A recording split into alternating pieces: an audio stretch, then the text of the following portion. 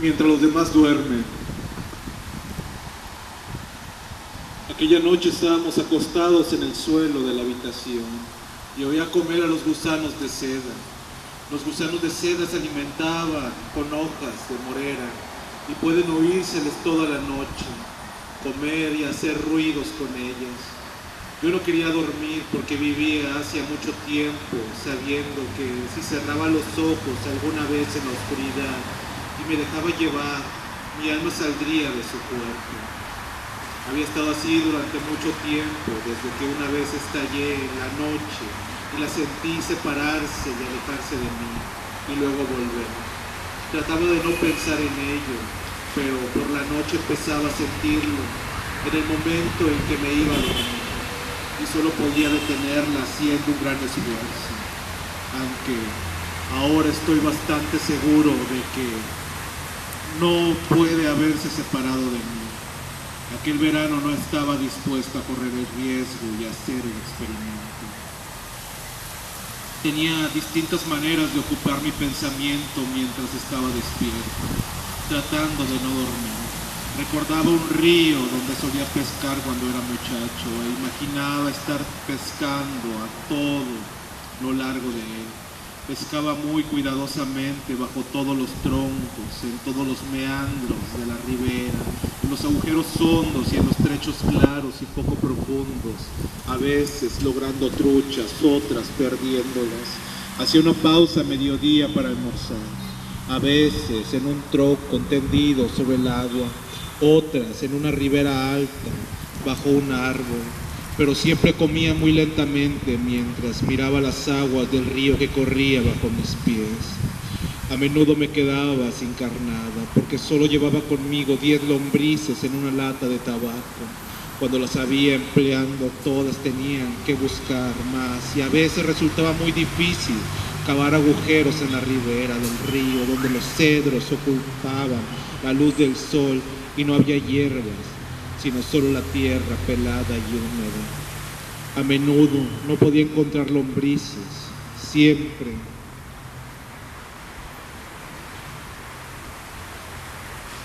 Sin embargo, encontraba algunas especies de carnada, pero una vez en el pantano no pude encontrar nada y tuve que cortar un pedazo de una trucha que había pescado y usarlo como carnada. A veces encontraba insectos en la pradera pantanosa, entre la hierba o bajo los helechos y los usaba.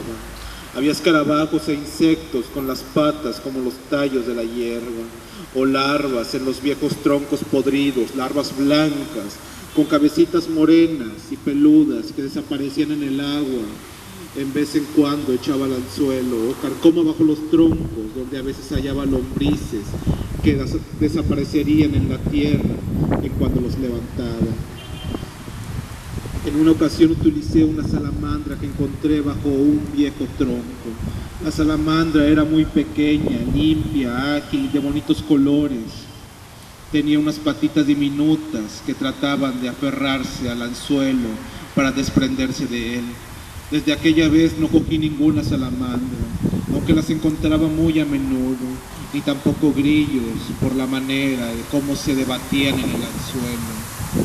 A veces el río corría por las praderas y entre el pasto seco encontraba langostas y las usaba como carnada, o a veces las arrojaba al río para quedarme contemplándolas mientras flotaba nadando en el agua o haciendo círculos en la superficie, si las arrebataba la corriente para luego desaparecer al emerger de las aguas alguna trucha. También pescaba en 4 o 5 arroyos distintos en una misma noche, comenzando lo más cerca posible de su nacimiento y pescando corriente abajo cuando terminaba demasiado pronto.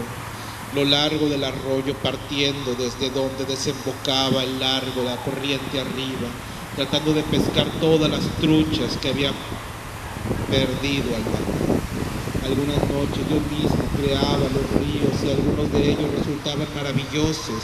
Era como estar despierto y soñando. Todavía recuerdo algunos de aquellos ríos y pienso que he pescado en ellos y se confunden con los que he conocido realmente. Le doy nombres y a veces tengo que tomar el tren o caminar muchos kilómetros para llegar a ellos. Por algunas noches no puedo pescar, me quedo despierto y rezo una y otra vez y trato de rezar por todas las gentes que he conocido. Eso lleva a una gran cantidad de tiempo, porque si tratamos de recordar a toda la gente que hemos conocido, partiendo de la primera cosa que recordamos, que en mi caso es el desván de la casa donde nací y el pastel de bodas de mi padre y de mi madre dentro de una caja de hojalata que colgaba de una de las vigas, y el desván, cántaros de víboras y otros animales que mi padre había coleccionado cuando era joven y había conservado en alcohol. De modo de que el lomo de las víboras y otros especímenes expuestos a la luz se habían tornado blancos. Si tratamos de recordar hasta entonces, recordamos a muchísimas personas. Si rezamos por todas ellas diciendo un Ave María y un Padre Nuestro por cada una, nos llevará mucho tiempo y finalmente se hará de día y luego podremos dormir. Si estamos en algún lugar donde podemos dormir de día, claro. Esas noches trataba de recordar todo lo que había ocurrido desde antes de ir a la guerra. Y desde ahí retrocedía de un hecho a otro hasta que solo podía recordar aquel ático de la casa de mi abuelo. Luego, comenzando desde ahí, recordaba hasta que llegué a la guerra. Recordé que después de haber muerto mi abuelo, nos mudamos a aquella casa, a una nueva y diseñada y construida por mi madre. Muchas cosas que no íbamos a llevar fueron quemadas en el patio trasero y recuerdo aquellos cántaros del desván que fueron arorados al fuego y como reventaban en el calor y las llamas que salían del alcohol. Recuerdo las víboras quemándose, pero en aquello no cabía personas sino cosas. No podía recordar siquiera quién quemaba las cosas y continuaba hasta que llegaba la gente y luego me detenía y rezaba por ellas. Con respecto a la nueva casa, recuerdo cómo mi madre, que estaba siempre limpiando, en una ocasión cuando mi padre estaba fuera de casa, hizo una limpieza completa en el sótano y quemó todo lo que no debía estar ahí. Cuando regresó mi padre y bajó de su jardinera y desenganchó el caballo, el fuego ardía todavía en el camino que pasaba al lado de la casa. Salí a recibirle y a darle su escopeta. Vio el fuego. ¿Qué es eso?, preguntó. He estado limpiando el sótano, querido, dijo mi madre desde la puerta de la casa. Estaba ahí sonriente, aguardándolo. Mi padre miró el fuego y dio un puntapié a algo. Luego se inclinó y recogió de entre las cenizas. Busca un rastrillo, Nick, me dijo. Fui al sótano y subí un rastrillo con el que mi padre registró cuidadosamente las cenizas. Encontró hachas de piedra, pétreos, cuchillos para desollar cueros cabelludos, herramientas para hacer cabezas de flecha y muchas puntas de flecha. Todo había quedado ennegrecido y descarrilado por el fuego. Mi padre lo recogió muy cuidadosamente y lo extendió sobre la hierba al lado del camino. Su escopeta de caza con la funda de cuero y su morral se hallaban sobre el pasto, donde yo los había dejado al descender él de la jardinera. Lleva la escopeta y el morral a la casa, Nick, y tráeme algunos periódicos, dijo. Mi madre había entrado, tomé nuevamente la escopeta, que era muy pesada y me golpeaba las piernas al caminar, y los dos morrales, y me dirigí a la casa, pasando por delante del fuego. Llévalos de uno en uno, dijo mi padre. No trates de cargar demasiado de una sola vez. Dejé los morrales, tomé la escopeta y volví con un periódico de los que mi padre tenía en su escritorio. Extendió sobre el diario todos los utensilios de piedra, ennegrecidos y desconchados, y los envolvió. De las mejores puntas de flecha se han hecho pedazos, murmuró. Se dirigió a la casa con un paquete de papel de diarios y yo me quedé sentado sobre la hierba al lado de dos morrales. Después de un rato entré con ellos. Al recordar todo aquello solo había encontrado dos personas, de modo que recé por ellas. Algunas noches ni siquiera podía recordar mis oraciones, no podía ir más lejos de así en la tierra como en el cielo. y empezar de nuevo siendo absolutamente incapaz de pasar de ahí. Luego me veía obligado a reconocer que no podía recordarlas y dejarlas de rezar para hacer otra cosa. Esas noches trataba de recordar por el nombre a todos mis animales del mundo, y luego las aves y los peces y los países y las ciudades, y luego las clases de alimento y nombres de todas las calles de la ciudad de Chicago, y cuando ya no podía recordar nada más me limitaba a escuchar. Y no recuerdo una sola noche en la que no se pueda escuchar algo. Si hubiera tenido una luz, no habría temido dormirme porque sabía que el alma solo me abandonaría en la oscuridad. Por supuesto, entonces, muchas noches dormía donde había luz y me dormía enseguida porque casi siempre estaba cansado y a menudo tenía mucho sueño. Estoy seguro también de que muchas veces me dormí sin darme cuenta, pero nunca lo hice sabiendo. Esta vez pude oír claramente comer los gusanos de seda en la noche y estaba tendido con los ojos abiertos, escuchándolos. Solo había otra persona en la habitación y también estaba despierto. Lo oí durante un largo rato. No podía quedarme tan quieto como yo, tal vez porque no tenía tanta práctica en estar despierto. Estábamos tendidos sobre unas mantas echadas sobre la paja y cuando se movía la paja hacía ruido, pero a los gusanos de seda no los atemoriza ningún ruido y seguían comiendo. Había ruidos en la noche a 7 kilómetros detrás del frente, pero eran distintos a los pequeños ruidos que se oían dentro de la habitación, en la oscuridad. Luego se movió otra vez y yo me moví también para que supiera que estaba despierto. Había vivido 10 años en Chicago. Lo alistaron como soldado al volver a visitar a su familia y me lo asignaron como ordenanza porque hablaba inglés, me pareció, que escuchaba y me volví nuevamente entre las mantas. ¿No puede dormir usted, señor teniente?, preguntó. No, yo tampoco. ¿Qué te pasa? No lo sé. No puedo dormir. ¿Te sientes bien? Sí, me siento bien, solo que no puedo dormir. ¿Quieres charlar un poco?, pregunté. Sí, pero ¿de qué se puede hablar en este maldito lugar? Es un lugar muy bueno. Sí, dijo, es bueno. Cuéntame algo de cuando estabas en Chicago. Oh, dijo, eso ya se lo dije una vez. Cuéntame cómo te casaste.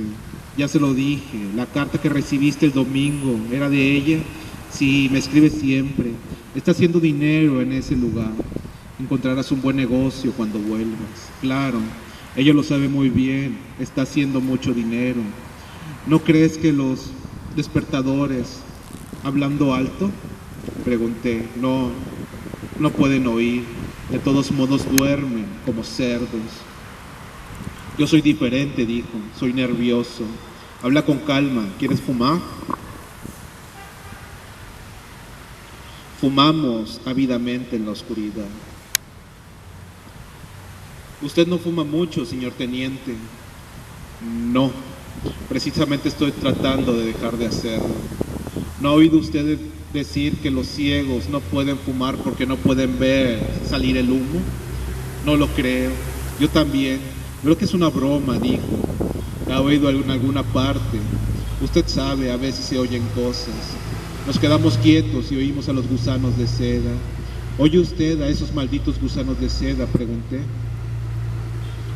Puede oírselos mascar. Es interesante, dije. Dígame, señor teniente, ¿alguna vez hay realmente alguna razón por la que usted no duerme? Nunca lo he visto dormir. No ha dormido usted ni una noche desde que estoy a su lado. No lo sé, John, dije. Estuve muy enfermo la primavera pasada y de noche siento algunas molestias. Igual que yo, nunca debí haber venido a esta guerra. Soy demasiado nervioso. Tal vez mejoren nuestras posiciones. Dígame, señor teniente, ¿para qué vino usted a esta guerra, si se puede saber? No lo sé, John. Digamos que quise hacerlo. ¿Quiso hacerlo? Esa es una buenísima razón. No podemos hablar fuerte, le advertí. Duermen como cerdos, replicó. Y todos modos tampoco entienden el inglés. No saben nada de nada. ¿Qué hará usted cuando termine la guerra y volvamos a los Estados Unidos? Conseguir un trabajo en un periódico. En Chicago tal vez. ¿Leyó alguna vez lo que escribe ese Brisbane? Mi mujer me manda los recortes. Sí, lo he leído muchas veces. ¿Lo conoció usted? No, pero lo he visto. Me gustaría conocer a ese tipo. Es un buen escritor. Mi esposa no sabe leer inglés, pero recibe los diarios, como cuando yo estaba en casa, y recorta las editoriales y la página de deportes y me los manda. ¿Cómo están tus hijas? Muy bien. Una de ellas está ahora en el 4º grado. ¿Sabe usted, señor teniente? Si no hubiera sido por ellas, no sería ahora su ordenanza. Me habrían enviado al frente y allí estaría todo el tiempo. Me alegro que las tengas. Yo también. Son muy buenas, pero yo quería un muchacho. 3 chicas y ningún muchacho. Qué lástima, ¿no? ¿Por qué no tratas de dormir? No, ahora no puedo. Estoy completamente despierto, señor teniente. Pero me preocupa que usted no pueda dormir. No tiene importancia, ya lo haré. Imagine un hombre como usted que no puede dormir. No te preocupes, a veces pasa un rato antes de que lo logre conciliar el sueño. Tiene que dormir. El hombre no puede vivir sin dormir. ¿Está preocupado por algo? ¿Piensa algo? No, John, no creo que sea eso. Tiene usted que casarse, señor teniente. Entonces no se preocupará usted. No lo sé. Tiene usted que casarse, porque no elige usted a alguna linda muchacha italiana con mucho dinero. Puede conseguir a la que usted guste. Es joven, tiene buenas condecoraciones y buena presencia. Ha sido herido además un par de veces. No puedo hablar bien su lengua. Lo habla bastante bien. Al diablo con el lenguaje. No tiene necesidad de hablar. Cásese con ellas. Lo pensaré. Usted conoce a alguna muchacha, ¿no es cierto? Claro. Bueno, cásese con la que tenga más dinero. Aquí, por la manera como están educadas, cualquiera de ellas será para usted una buena esposa. Lo pensaré. No lo piense usted, señor teniente. Hágalo. Está bien. Los hombres deben casarse, no lo lamentarán nunca. Todos los hombres deben casarse. Bueno, dije, procuraremos dormir un poco. Bien, señor teniente, trataré de hacerlo nuevamente. Pero recuerde lo que le he dicho. Lo recordaré, dije. Ahora duerme un poco, John. Está bien. Espero que usted también pueda dormir, señor teniente.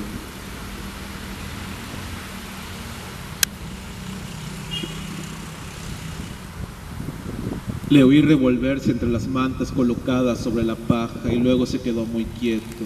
Y escuché su respiración regular.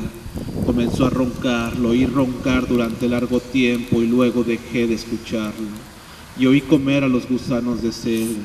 Comían con firmeza, revolviendo las hojas de morera. Tenía algo nuevo en que pensar y yacía en la oscuridad con los ojos abiertos, recordando a todas las muchachas que había conocido y qué clase de esposa podrían haber sido.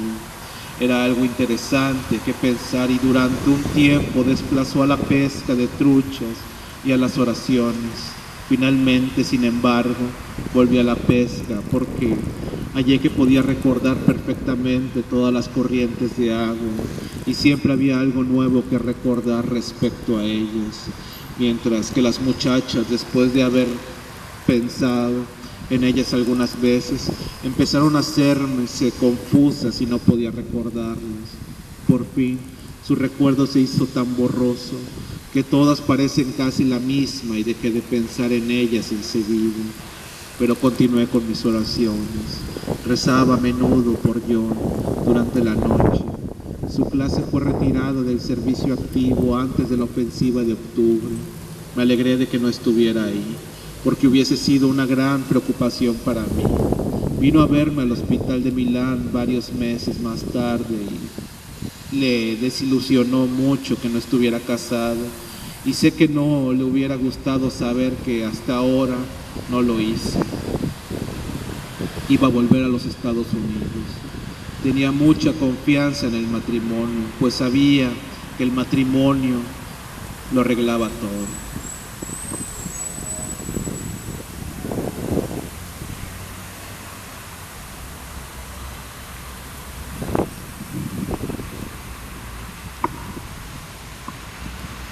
Un lugar limpio y bien iluminado.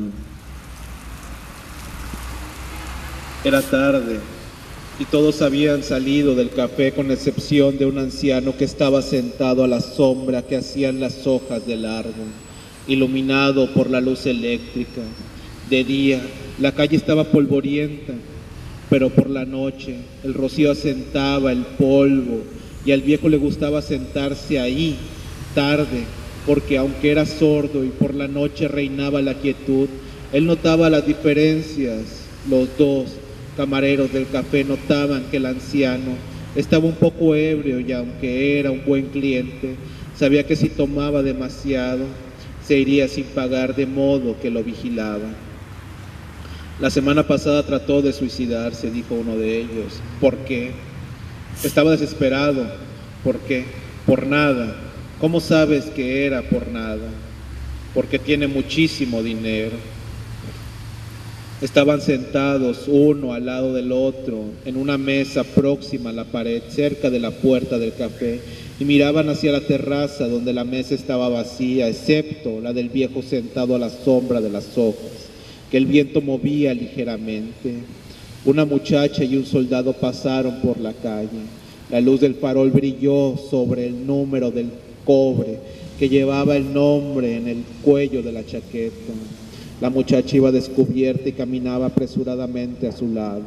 Los guardias civiles lo recogieran, dijo uno de los camareros.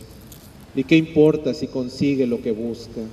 Sería mejor que se fuera ahora. Los guardias han pasado hace 5 minutos y volverán.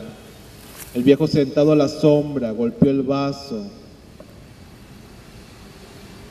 con el platillo que tenía a su lado y el camarero joven, al oírle, se le acercó. ¿Qué desea usted? El viejo lo miró. Otro coñac, dijo. ¿Se emborrachará usted? Dijo el camarero. El viejo lo miró. El camarero se fue. Se quedará toda la noche, dijo su colega. Tengo sueño y nunca puedo irme a la cama antes de las 3 de la mañana. Deberían haberse suicidado la semana pasada. El camarero tomó la botella de coñac y otro platillo del mostrador que se hallaba en la parte interior del café y se caminó a la mesa del viejo. Puso el platillo sobre la mesa y llenó la copa de coñac. Debía haberse suicidado usted la semana pasada, dijo al viejo sordo. El anciano hizo movimiento con el dedo. Un poco más, murmuró. El camarero terminó de llenar la copa hasta que el coñac desbordó y se deslizó por la piel de una copa hasta llegar al primer platillo. Gracias, dijo el viejo. El camarero volvió con la botella al interior del café y se sentó nuevamente a la mesa con su colega. Ya está borracho, dijo. Se emborracha todas las noches. ¿Por qué querría suicidarse? ¿Cómo puedo saberlo? ¿Cómo lo hizo? Se colgó de una cuerda. ¿Quién lo bajó? Su sobrina. ¿Por qué no lo hizo? ¿O por qué lo hizo? Por temor a que se condenara su alma. ¿Cuánto dinero tiene? Muchísimo. Debe tener 80 años. Sí, yo también diría que tiene 80. Me gustaría que se fuera a su casa. Nunca puedo acostarme antes de las 3. ¿A qué hora es esa para irse a la cama? Se quedará porque le gusta. Él está solo, yo no. Tengo una mujer que me espera en la cama. Él también tuvo una mujer. Ahora una mujer no le serviría de nada. No puedes asegurarlo. Podría estar mejor si tuviera una mujer. Su sobrina lo cuida, lo sé. Tú dijiste que había cortado la soga. No me gustaría ser tan viejo. Un viejo es una cosa asquerosa. No siempre. Este hombre está limpio, bebe sin derramar el líquido encima. Ahora que está borracho, míralo. No quiero mirarlo. Quisiera que se fuera a su casa. No tiene ninguna consideración con los que trabajan. El viejo miró desde su copa hacia la calle y luego a los camareros. Otro coñac, dijo, señalando su copa. Se le acercó el camarero que tenía prisa por irse. ¿Terminó? Dijo, hablando con esa omisión de la sintaxis que la gente estúpida emplea al hablar con los beodos o los extranjeros. No más esta noche, cerraremos. Otro, dijo el viejo. No, terminó. Limpió el borde de la mesa con su servilleta y meneó la cabeza.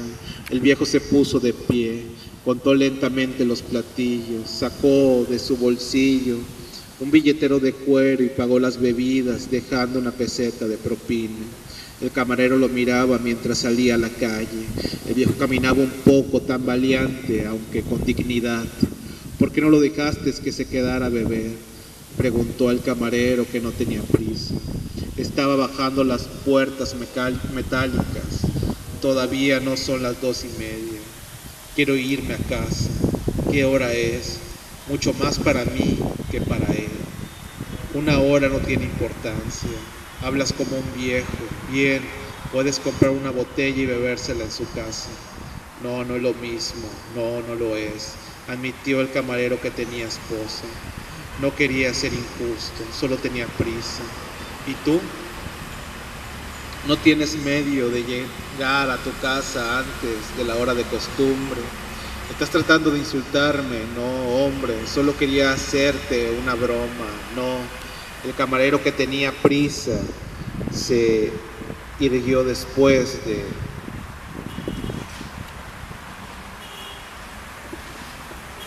haber asegurado la puerta metálica. Tengo confianza, soy todo confianza. Tienes juventud, confianza y un trabajo, dijo el camarero de más edad. Lo tienes todo.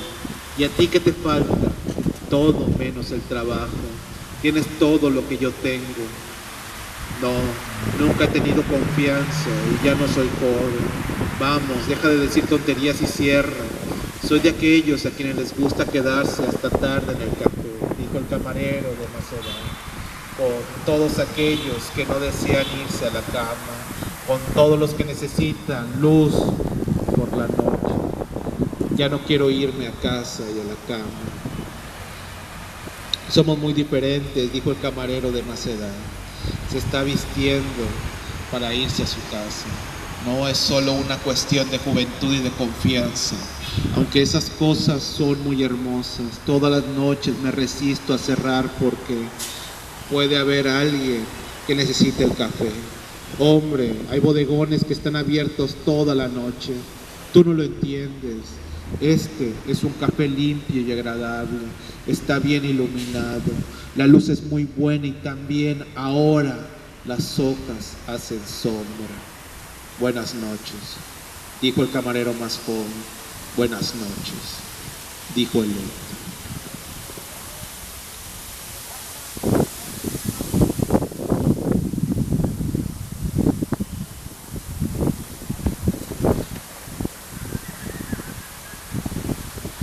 La madre de un as.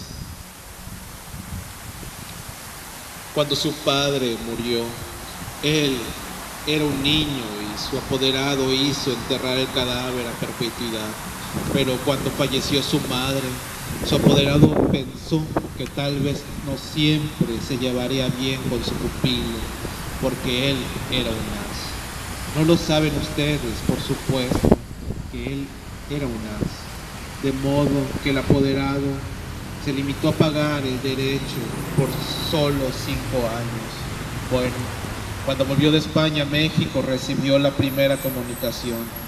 Decía que era el primer aviso de que los 5 años habían pasado y que querían saber si pagaría los derechos necesarios para que el cuerpo de su madre continuara en la tumba. El derecho a perpetuidad solo costaba $20. Yo tenía entonces el dinero y dije: deja que me ocupe de esto, Paco. Pero él replicó que no, que él lo arreglaría y enseguida. Era su madre y quería hacerlo personalmente. Luego, una semana más tarde, llegó el segundo comunicado. Se le leía y le dije que creía que él se había ocupado de ella. No, dijo, no me he ocupado.